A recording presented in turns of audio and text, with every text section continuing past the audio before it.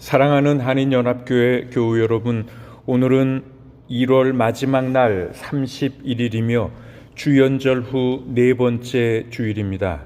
오늘도 은혜와 진리가 충만한 예배를 드리시기 바랍니다. 아마도 지난 주간에 2020년 공동의회 보고서를 받으셨으리라 생각합니다. 이메일로 받으시거나 아니면 우편으로 받으셨을 것입니다. 특별히 이번 보고서에서 중요한 것은 작년 결산과 신년 예산안입니다. 여러분들이 그 내용을 잘 검토해 보시고 예산안을 승인해 주셔야 합니다. 만약에 보고서에 대한 정정이나 질문 그리고 예산안 승인에 대한 반대 의견이 있으시면 2월 5일까지 공동의회 의장이신 김기루 장로님에게 보내시기 바랍니다. 공동의회 의장님의 연락처는 이 예배와 함께 보내드리는 주보에 실려 있고요. 아무 연락이 없는 분들은 찬송으로 간주하겠습니다. 그리고 그 결과를 다음 주일 2월 7일 예배 시에 공고하는 것으로 2021년 예결산을 위한 공동의회를 대신하겠습니다. 이 보고서 작성을 위해서 송혜경 전도사님과 김기루 공동의회 의장님께서 수고를 많이 하셨습니다. 그리고 작년에 부족한 가운데서도 교회 살림을 잘 해주신 모든 재정부원들과 그리고 감사위원들 그리고 교회의 사역을 위해 계속 헌신해 주신 모든 교우들에게 이 시간 깊은 감사를 드립니다. 그리고 2월 맥체인 성경 읽기표가 또 나왔습니다. 이번 달에도 열심히 하나님 말씀을 읽으시기 바랍니다. 그리고 이제 마지막 광고사항은 저 교회 창고를 보면 여러분들이 가끔씩 교회에 이렇게 비품들을 빌려 가시곤 하시는데 빌려 가시는 분들을 위해서 거기에 목록을 작성할 수 있도록 비치해 놓았습니다. 그것을 보시고 비품을 갖고 가실 때 거기다가 이렇게 적어 놓으시고 기록해 놓으시고 가져가시고 다시 돌려 주시기를 바랍니다. 다 같이 기도하겠습니다. 존귀하신 하나님, 우리에게 복을 주시려 주의를 구별해 주시고 세상의 온갖 걱정과 근심과 무거운 짐을 내려놓고 주님 앞에 예배드리게 하심에 감사를 드립니다. 오늘도 주님 앞에서 참된 평안과 안식과 기쁨을 누리는 주일이 되게 하여 주시옵소서. 예배하는 이 시간 성령님의 인도하심을 따라 오직 거룩하신 삼위일체 하나님께만 집중하기를 원합니다. 영과 진리로 드리는 우리의 예배를 기쁘게 받아주시기를 원하오며 예배의 주관자 되시는 우리 구주 예수님 귀한 이름으로 기원하옵나이다. 아멘. 이제 다 같이 찬송가 제14장 주 우리 하나님 부르겠습니다.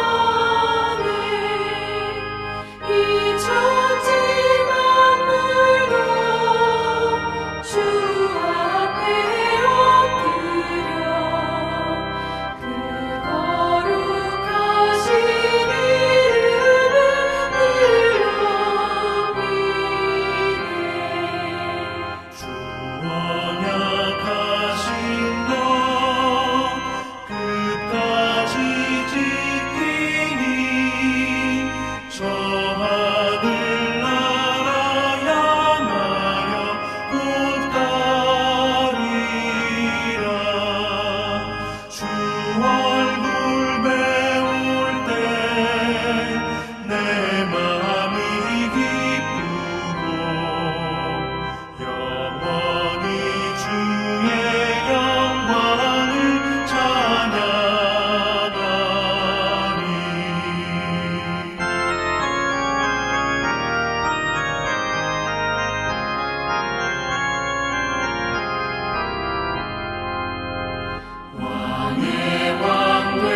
계신 주 하늘에 계시니 이 세상 죄악에 계신 구주 예수 저 천군 천사들 주옹위하고서 무성도 함께 영원히 늘 섬기네 성삼위일체께 승리한 무리들 다 기쁜 소리 높여서 감사드려 창조주 하나님 내 주님 되시니 주 앞에 나도 엎드려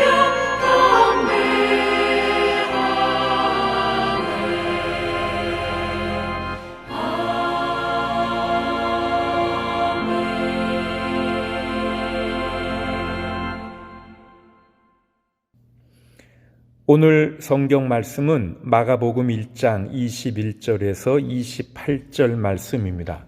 주연절 후 네 번째 주일 복음서 말씀입니다. 그들은 가버나움으로 들어갔다. 예수께서 안식일에 곧바로 회당에 들어가서 가르치셨는데 사람들은 그의 가르침에 놀랐다. 예수께서 율법 학자들과는 달리 권위 있게 가르치셨기 때문이다.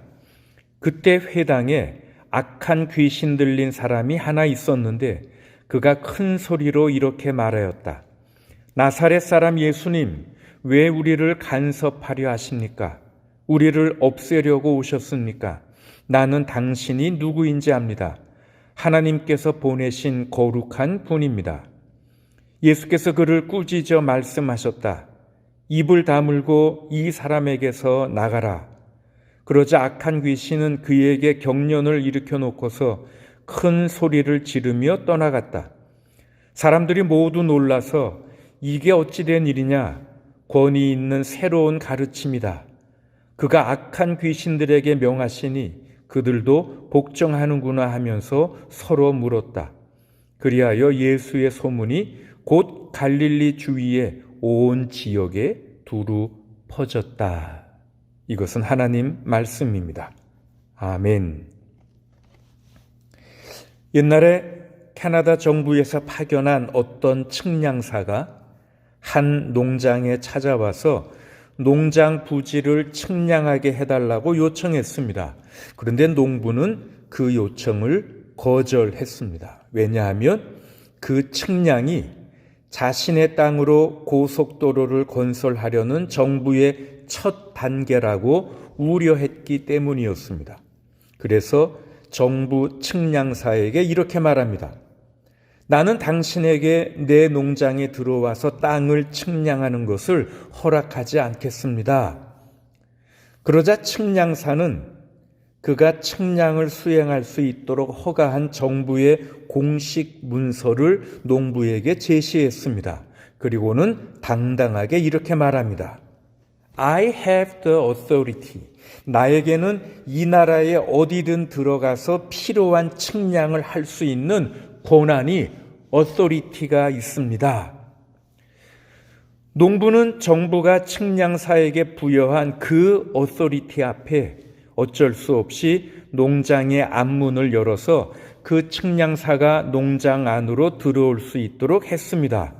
그리고 나서 농부는 곧장 농장 들판 반대쪽 끝으로 가서 어떤 문을 하나 열어놓았습니다. 그랬더니 그 문으로부터 무시무시하게 생긴 커다란 황소 한 마리가 사정없이 그 측량사를 향해서 돌진해 오는 것이었습니다.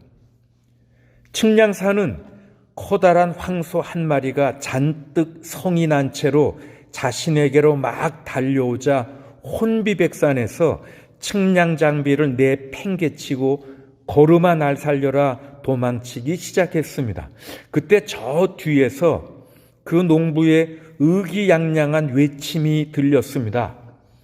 어디 이 황소에게도 당신의 그 종의를, 당신의 그 권위를 보여보시지. 불행하게도 이 불쌍한 측량사는 권위는 가지고 있었지만 그 권위를 수행할 수 있는 능력은 가지고 있지 않았습니다.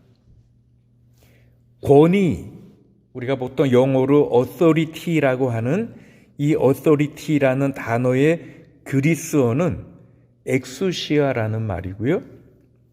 능력, power, force, 이 능력은 그리스어로 두나미스라는 말입니다.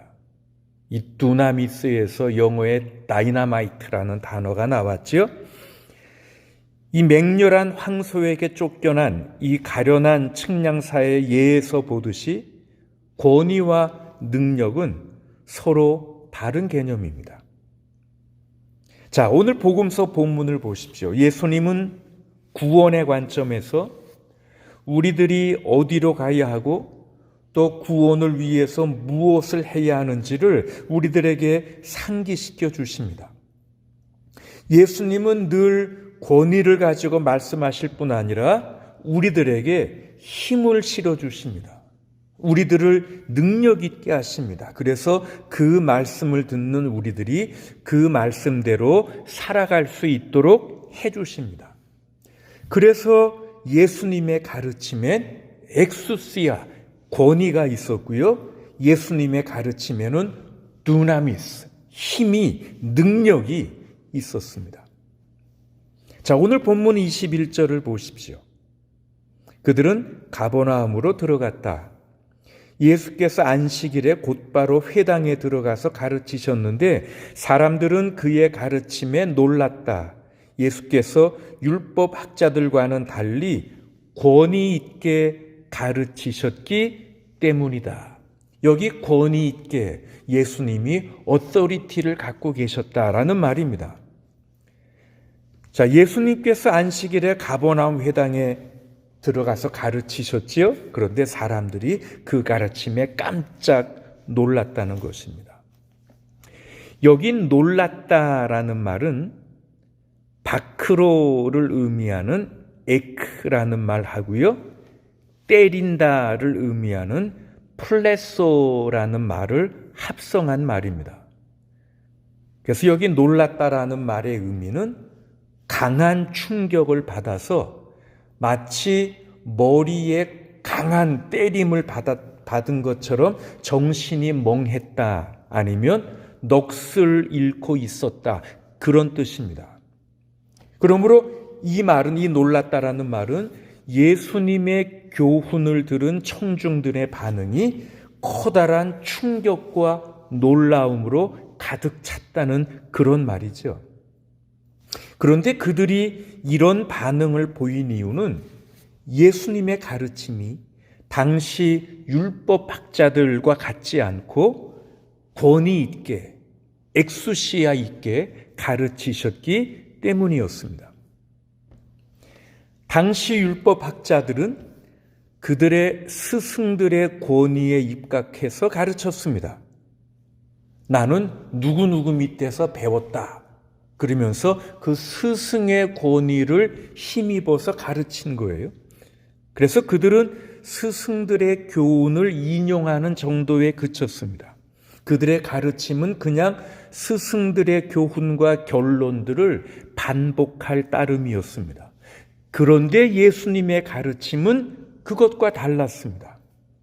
예수님의 가르침은 권위가 있었습니다. 한 가지 예를 들자면 마태복음 5장의 산상수훈에서 예수님은 이렇게 가르치십니다. 마태복음 5장 21절부터 보시면 옛사람들에게 말하기를 살인하지 말아라. 누구든지 살인하는 사람은 재판을 받아야 할 것이다 한 것을 너희는 들었다. 그러나 나는 너희에게 말한다. 자기 형제나 자매에게 성내는 사람은 누구나 심판을 받는다. 또 마태복음 5장 27절부터 보시면 간음하지 말아라 하고 말한 것을 너희는 들었다. 그러나 나는 너희에게 말한다. 여자를 보고 음욕을 품는 사람은 이미 마음으로 그 여자를 범하였다. 또 38절을 보면 눈은 눈으로 이는 이로 갚아라 하고 말한 것을 너희는 들었다. 그러나 나는 너희에게 말한다. 악한 사람에게 맞서지 말아라. 누가 내 오른쪽 뺨을 치거든 왼쪽 뺨마저 돌려대어라. 예수님은 자신과 하나님 아버지의 직접적인 권위에 입각해서 가르치셨습니다. 그래서 너희가 이러이러한 말들을 들었을 텐데 나는 너희에게 말한다라는 표현을 과감하게 사용하시면서 기존의 율법을 재해석하시고 진정한 하나님의 뜻을 가르치셨어요. 그래서 예수님의 가르치심은 기존의 율법학자들이 나의 스승님이 이것을 이렇게 설명했습니다라고 말하는 그런 가르침과는 비교가 되지 않는 나는 너희에게 이렇게 말한다라고 하시는 그런 권위 있는 가르침이었습니다. 그래서 청중들이 크게 놀란 것이죠. 망치로 머리를 얻어맞은 것 같은 그런 충격과 놀라움이었습니다. 그런데 그날 그 회당에서 한 사건이 일어납니다. 우리가 요한복음에서는 예수님이 가나의 혼인잔치에서 물을 포도주로 바꾸신 그 사건이 예수님이 행한 첫 기적으로 나타나지만 마가복음이나 누가복음 이렇게 공간복음서에서는 이 회당에서 일어난 사건을 예수님이 행한 첫 기적으로 소개하고 있습니다. 자, 23절부터 보십시오. 그때 회당에 악한 귀신 들린 사람이 하나 있었는데 그가 큰 소리로 이렇게 말하였다. 나사렛 사람 예수님, 왜 우리를 간섭하려 하십니까? 우리를 없애려고 오셨습니까? 나는 당신이 누구인지 압니다. 하나님께서 보내신 거룩한 분입니다. 여러분 생각해 보세요. 지금 예수님이 회당에서 말씀을 전하고 계셨는데 갑자기 한 사람이 귀신 들린 사람이 이렇게 크게 소리칩니다. 어떻게 이런 일이 생겼을까? 여러분 놀랄 필요는 없습니다. 예수님의 가르침이 워낙 권위 있고 권세 있는 가르침이었기 때문에 여러분 그 말씀을 듣는 청중들은 지금 예수님의 교훈이 우리의 삶을 뒤집어 놓으라는, 우리의 삶을 변화시키라는 강력한 요청으로 들릴 수밖에 없었을 것입니다. 그래서 악한 귀신 들린 사람이 반응합니다. 나사렛 사람 예수님, 왜 우리를 간섭하려 하십니까? 왜 우리를 없애려고 오셨습니까? 예수님의 새 생명에 대한 부르심에 이런 식으로 반응하는 것이 단지 이 사람이 귀신 들린 사람이었기 때문이라고 생각하시는지요? 그런데 여러분, 우리가 솔직히 말하면 우리들도 정도의 차이는 있겠지만 우리들도 주님의 말씀을 들을 때 우리들의 반응도 어느 정도 이와 비슷하지 않는지요? 나사렛 예수님, 왜 우리를 간섭하려 하십니까? 나를 그냥 이대로 내버려 두십시오. 그냥 이대로 살아가겠습니다.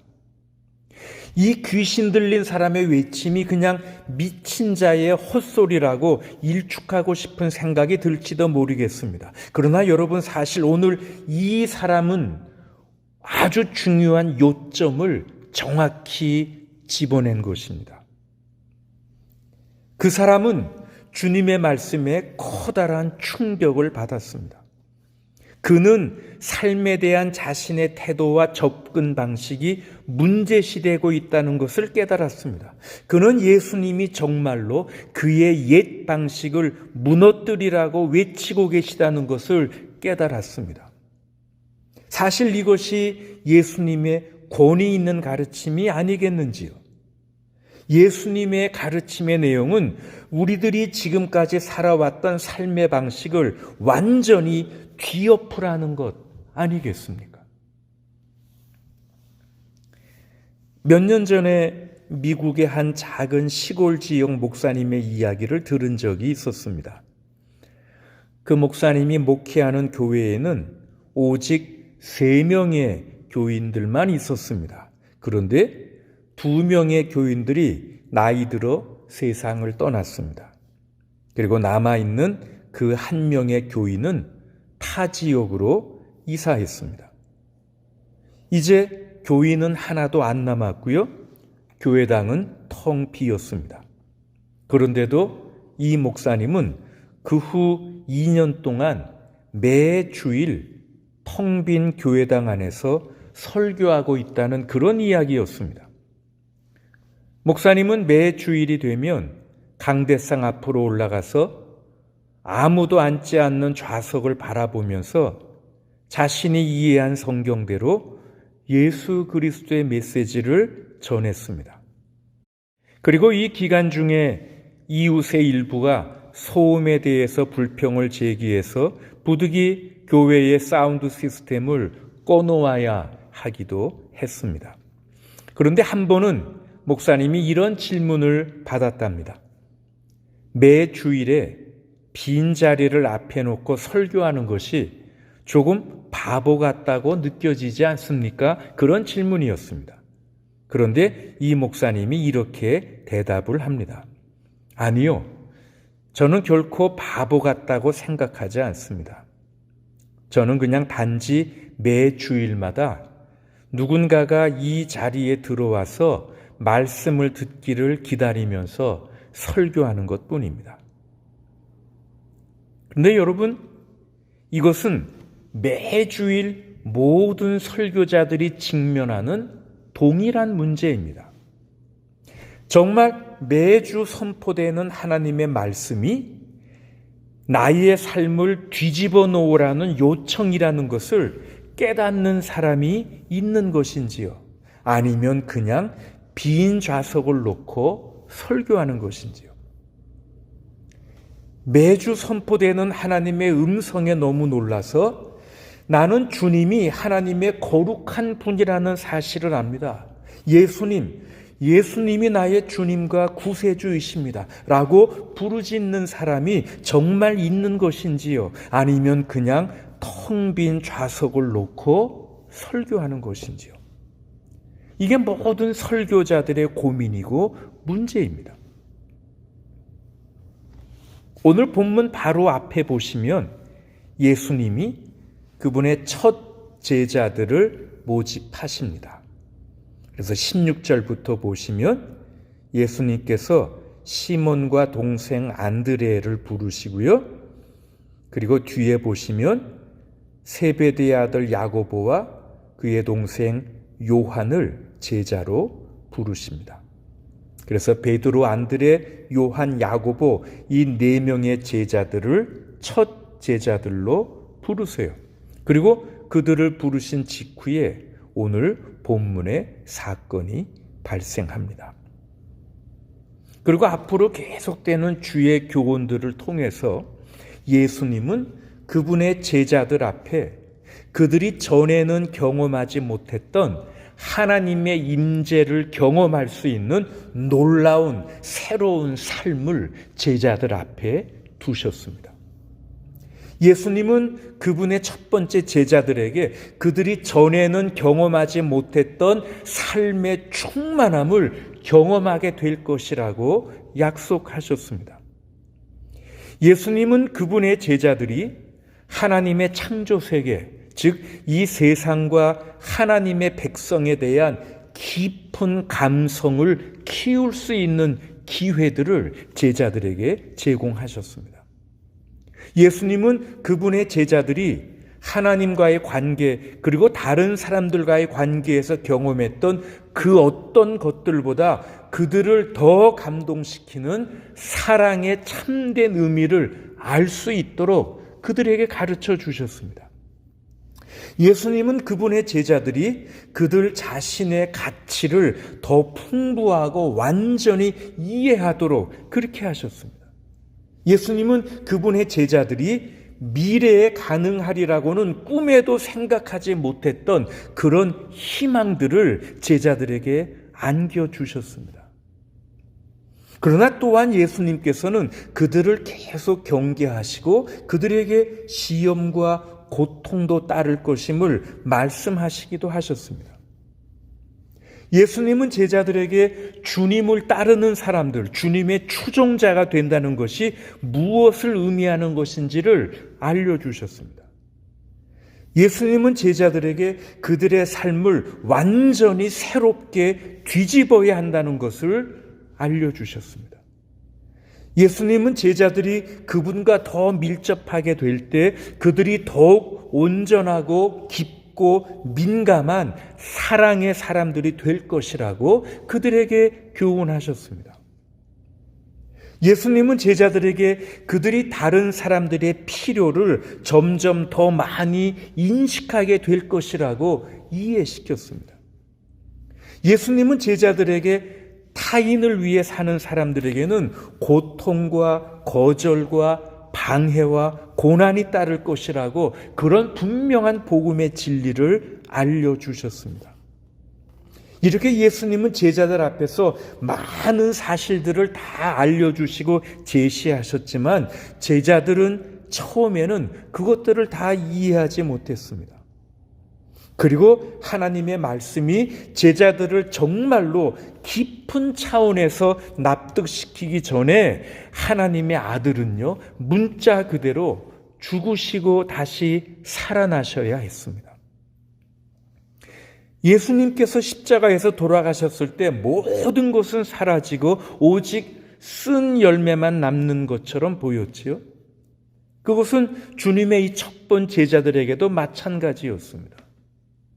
그들을 가르치시는 지도자, 그들의 스승, 큰 권위를 가지고 가르쳐 주셨던 분이 사라졌습니다.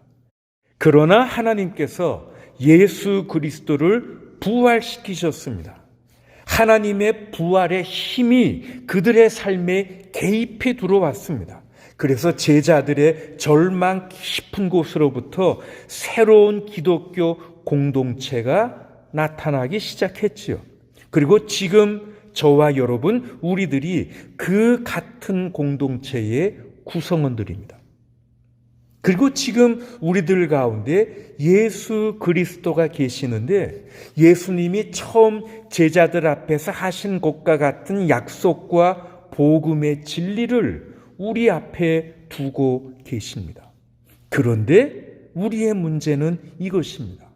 우리가 정말로 예수님의 그 말씀을 듣고 있는가, 아니면 그냥 그 말씀이 텅 빈 좌석에 선포되는 것은 아닌가 하는 것입니다. 여러분은 정말 이 주의 음성, 이 권위 있는 주의 교훈을 듣고 계신 건지요? 본문에 나오는 이 사람은 악한 귀신에 의해 고통받고 있습니다. 그러나 예수님은 권위와 능력을 가지시고 25절에 입을 다물고 이 사람에게서 나가라라고 하십니다. 그러자 악한 귀신이 그에게 경련을 일으켜 놓고서 큰 소리를 지르면서 귀신이 떠나갑니다. 여러분, 이 악한 귀신 들린 사람은요, 세상에 대한 그리스도의 존재를 증언하는 증인으로서의 역할을 합니다. 만약 하나님의 나라가 임한 것이라면 악한 세력이 다 타도되고 세상은 새로운 지혜, 새로운 권위, 새로운 힘에 의해 지배되는 것이죠. 그래서 오늘 본문에서 예수님이 이 귀신을 쫓아내신 이 사건은 예수님이 이런 악한 영들을 마음대로 주관할 수 있는 권세 있는 분이라는 것하고요, 지금 그분을 통해서 귀신들이 쫓겨나고 이제 새 시대가 열리고 있다는 것을 보여주는 그런 사건인 것이죠. 그런데 어떤 사람이요, 악한 귀신, 악마란 무엇일까라고 스스로 질문한 후에 그리고 이렇게 대답했습니다. 악마를 뿔이 나고 작살 같은 꼬리가 있는 거대한 괴물로 생각하지 마십시오. 악마는 제일 쉽고 편한 방법을 따라서 아무것도 하지 않는, 활동하지 않는, 움직이지 않는 것입니다. 이렇게 정의를 내렸습니다. 물론 이런 정의는요, 신학자들을 만족시키지 못합니다. 그러나 한 가지 중요한 요점을 말해주지요.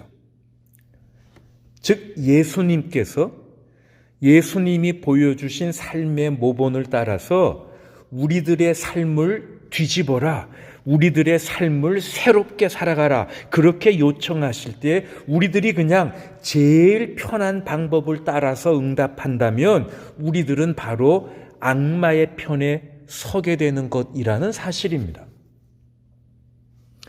예수님은 그분의 삶과 죽음을 통해서 우리들에게 사랑이 가장 중요하다고, 사랑이 전부라고 가르치십니다.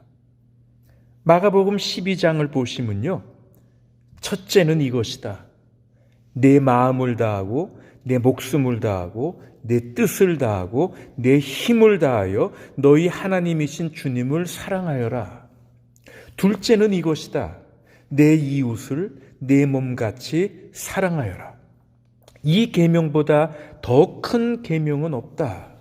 이게 예수님이 그분의 삶과 죽음을 통해 우리에게 가르쳐 주신 것입니다. 그리고 예수님은 부활을 통해서 우리가 그렇게 살 수 있도록 힘을 주시지요. 여러분, 사랑이 전부입니다. 사랑이 중요하죠.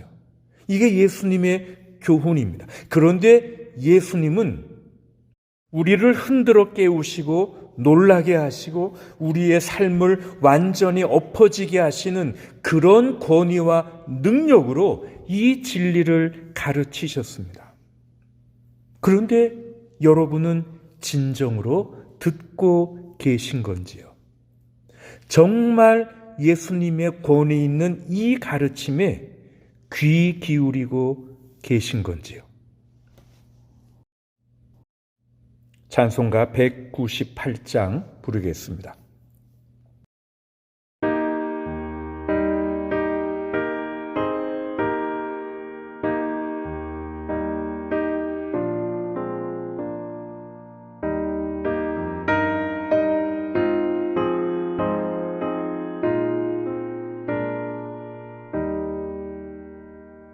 주 예수의 명성 너울 때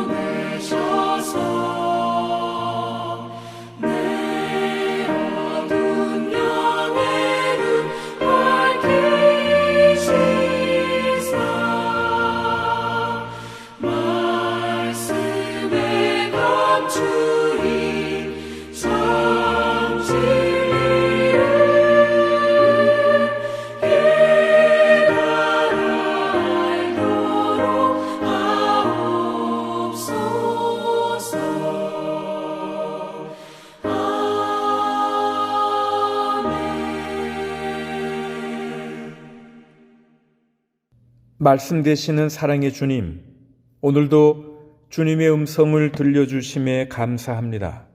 그러나 그 말씀을 귀로만 듣고 잊어버리는 것은 아닌지요.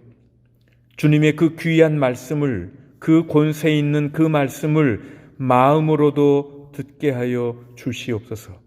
나의 삶을 흔들고 지금까지 살아오던 지난날의 모든 삶의 방식을 뒤엎어버리고 새로운 생명애로 부르시는 주님의 말씀에 아멘으로 응답하며, 그래서 죽음에서 부활하신 주님의 능력으로 우리들이 이제 하나님을 진심으로 사랑하고 이웃들을 사랑하며 섬기는 삶을 살아가게 해주시기를 소원합니다.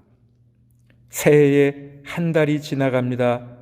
새해 첫날의 소망과 다짐이 희미해져 가지 않게 하시고, 연약해질 때마다 성령의 도우심을 구하며 마음을 늘 새롭게 하여 그 어떤 지난 세월보다 더욱더 복되고 즐거우며 보람차고 의미 있는 한 해를 살아갈 수 있도록 인도하시고, 날이 가고 달이 가고 해가 갈수록 주님 사랑하는 마음이 깊어지며 주님이 미워하시는 것들을 우리들도 미워하고 주님이 좋아하시는 것들을 우리들도 좋아하며 주님의 성숙한 제자로 살아가게 하시옵소서.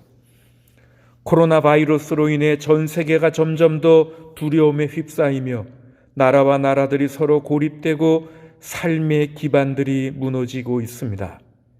이 어려운 시기를 주님을 믿고 신뢰하는 마음으로 이겨내며 고난 가운데서도 주님이 주시는 위로와 은혜를 발견하고 하나님 안에서 희망을 바라보는 우리 모두가 되게 하여 주시옵소서.